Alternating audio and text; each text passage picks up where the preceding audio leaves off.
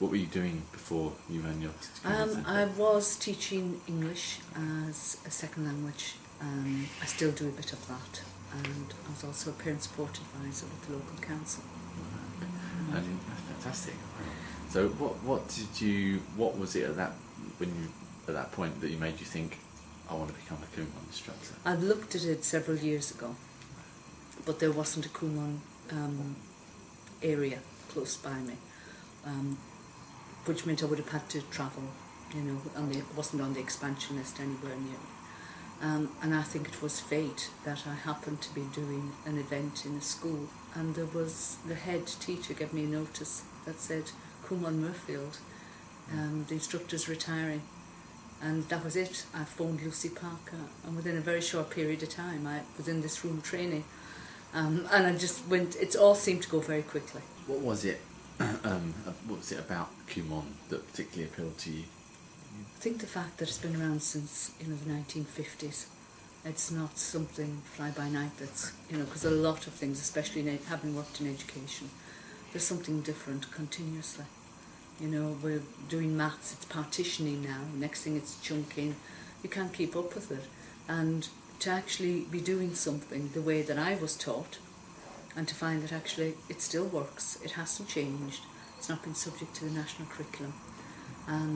And I think the fact of it, its international status, especially having worked in a lot of countries, I've known it from other countries, and I did like its reputation, and I liked that traditional, old-fashioned almost system of it. Children have to write, they're not learning something else that they're typing on the computer.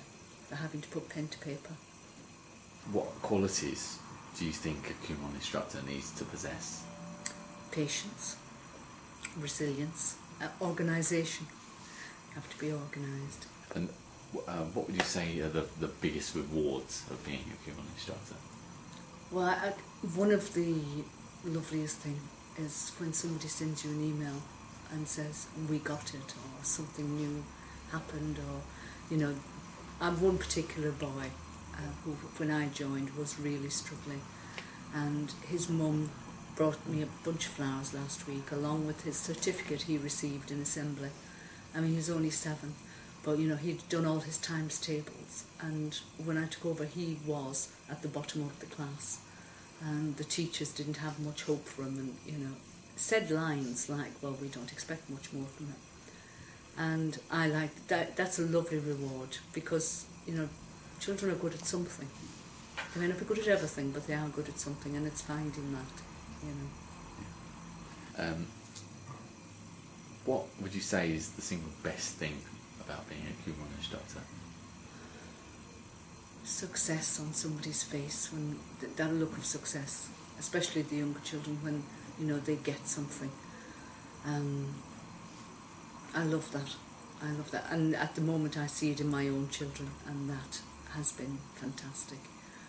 The gratitude from people when you've made a difference to their children, and as I said before, not just in maths and English, but their confidence, their independence, and maybe showing people who thought the kids couldn't do well in a particular subject that actually they can, if they've got the right system on board.